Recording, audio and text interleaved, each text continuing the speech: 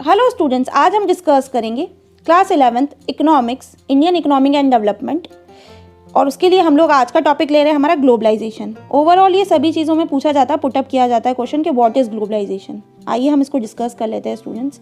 Globalisation means integrating the national economy with the world economy. Globalisation का मतलब क्या होता है? अपनी खुद की इकोनॉमी जो होती है, नेशनल इकोनॉमी, उसको पूरे वर्ल्ड इकोनॉमी के साथ क्या करना, इंटीग्रेट करना through removal of barriers on international trade and capital movements.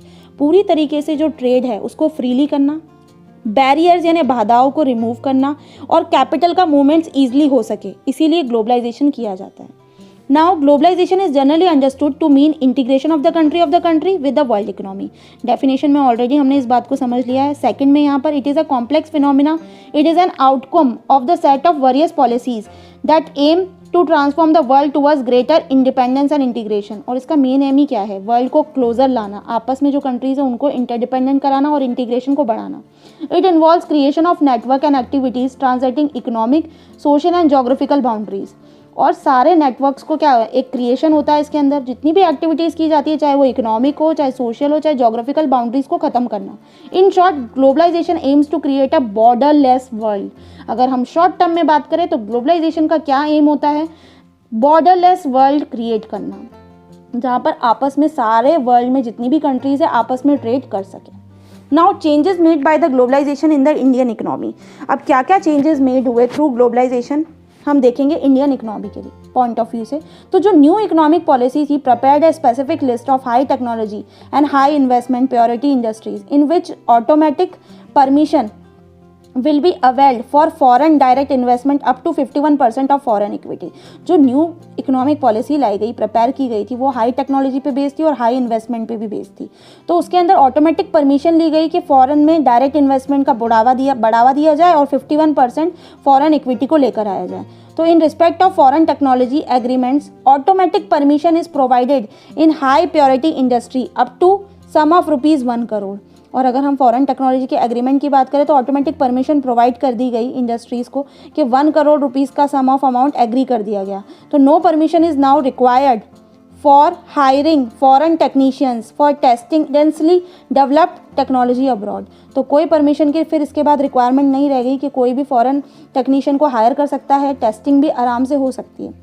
In order to make international adjustments of Indian currency, rupees was devaluated in July 1991 by nearly 20%। अगर हम बात करें इंटरनेशनल एडजस्टमेंट की इंडियन करेंसी के अंदर, तो रुपी को क्या कर दिया गया? डिवैल्यूएट कर दिया गया था जुलाई 1991 में बाय नियरली 20%।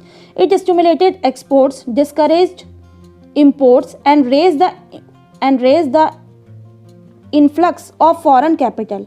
और धीरे धीरे एक्सपोर्ट्स क्या होने लगे? स्टिमुलेट होने लग गए और इंपोर्ट्स डिस्करेज होने लग गए। उसके कारण जो इन्फ्लुएंस है फॉरेन कैपिटल का वो बढ़ गया। तो to integrate Indian economy with the world, the union budget 1992-93 made Indian rupee partially convertible and then the rupee was made fully convertible in 1993-94 budget. और इसके बाद इंडियन इकोनॉमी को इंटीग्रेट करने के लिए वर्ल्ड के साथ यूनियन बजट जब पास किया गया था 1992-93 में, तब इंडियन रुपी को पार्शली कन्वर्ट किया गया था। उसके बाद 1993 में और 94 में वापस से जब बजट पेश हुआ तो उसको फुल्ली कन्वर्टेबल कर दिया गया। तो a new five year export import policy, that is 1992 से लेकर 97 में जब नई पॉलिसी लाई गई थी, उसमें अनाउंस किया गवर्नमेंट ने to establish the framework of globalisation of India's foreign trade. तब ग्लोबलाइजेशन उन्होंने लागू किया इंडियाज़ के फॉरेन ट्रेड के लिए। और जो पॉलिसी थी उसने रिमूव कर दिए जितने भी रेस्ट्रिक्शन थे, कंट्रोल थे एक्सटर्नल ट्रेड के, एंड अलाउ कर दिया मार्केट फोर्सेस को to play a greater role in respect of export and import, freely कर सके। तो in order to bring the Indian economy within the ambit of global competition, the government has modified the custom duty to a considerable. Custom duty भी काफ़ी हद तक कम कर दी गई।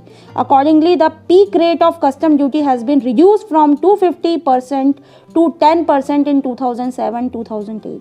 जो कि 250% पे थी उसको 10% कर दी गई 2007 और 2008 के बजट के अंदर।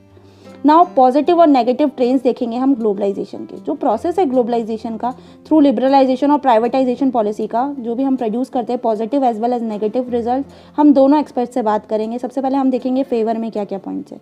ग्लोबलाइजेशन ने फेवर में क्या क्या चीज़ें करी? Greater access to global market. हम ये जानते हैं ग्लोबल मार्केट से सारा असेस थ्रू ग्लोबलाइजेशन ही पॉसिबल हो पाया है। Second, advance technology. ग्लोबलाइजेशन अपने साथ लेटेस्ट टेक्नोलॉजी लेकर आई। better future prospect for large industries for developing countries to become important players in the international arena। और एक फ्यूचर प्रोस्पेक्ट की बात करें तो बहुत सारी इंडस्ट्रीज जो कि डेवलपिंग कंट्रीज़ के अंदर थी वो अपने आप में एक कंपटीशन की भावना लेकर आई कि हम इंटरनेशनल प्लेटफॉर्म पे खड़े हो सकते हैं। अगर हम अगेंस्ट की बात करें ग्लोबलाइजेशन की, तो globalisation has been criticise by some scholar because according to them, कुछ लोगों ने तो उसको बिल्कुल क्रिटिसाइज़ किया क्योंकि उन लोगों के अकॉर्डिंग क्या क्या था, जो बेनिफिट्स थे ग्लोबलाइजेशन के वो अक्यूर कर रहे थे मोर टू डेवलप कंट्रीज़। जो डेवलप कंट्रीज़ है उन्होंने तो काफ़ी फ़ायदा उठाया as they are able to expand their market in other countries, क्योंकि वो पहले से ही डेवलप्ड है। Second, globalisation compromises the welfare and identity of people belonging to poor countries.